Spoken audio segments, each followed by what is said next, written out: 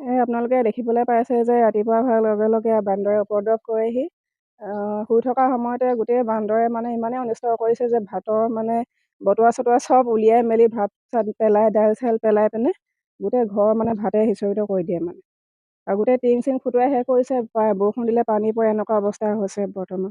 সেইটোৱে আৰু। হয়, আপুনি সোধাৰ দৰে কপিকুল এক প্ৰকাৰ সন্ত্ৰাসৰ সৃষ্টি কৰিছে আমাৰ সমগ্ৰ অঞ্চলটোত, আৰু বান্দৰৰ উপদ্ৰৱত এতিয়া তাহিৰ মধুসূদন শুৱৰিবলগীয়া হৈছে সমগ্ৰ অঞ্চলবাসীয়ে। ইতিমধ্যে আপুনি দেখিছে যে বান্দৰে কেনেধৰণে মানুহৰ ওপৰত শেহতীয়াকৈ যি এটা সংঘৰ্ষৰ সৃষ্টি কৰিছে বুলি ক'লেও ভুল কোৱা নহ'ব, কাৰণ দেখিব পাইছে আপুনি শ বিঘা কৃষিভূমি এতিয়া চন পৰি ৰৈছে, কাৰণ বান্দৰৰ উপদ্ৰৱত খেতি কৰিব নোৱাৰা হৈছে মানুহে। কোনো ধৰণৰ ফল মূলৰ গছ লগাব নোৱাৰা হৈছে।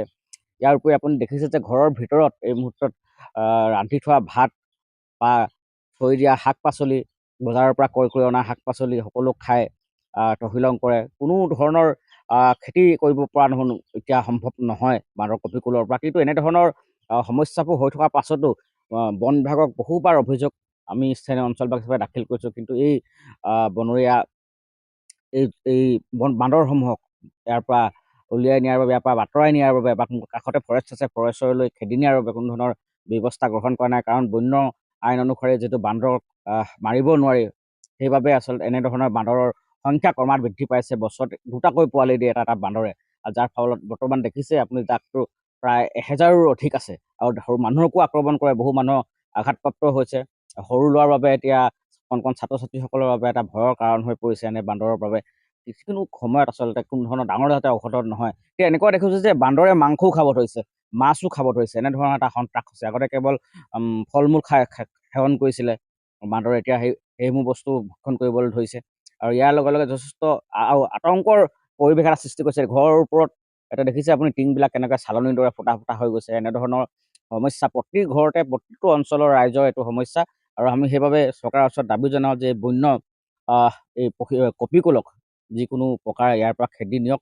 কাষতে এখন ফৰেষ্ট আছে, ফৰেষ্টলৈ যদি লৈ যোৱা হয় তেনেহ'লে আমি যথেষ্ট জকাই সংৰক্ষিত বনাঞ্চল আছে, তালৈ যদি লৈ যোৱা হয় তেনেহ'লে আমি যথেষ্ট উপকৃত হ'ম। আমাৰ বান্দৰৰ পৰা আমি অলপমান দূষিত হৈ আছোঁ, আৰু আমাক বান্দৰখিনি চৰকাৰে যেন অকণমান আঁতৰাই নিলে আমি ভাল পাওঁ।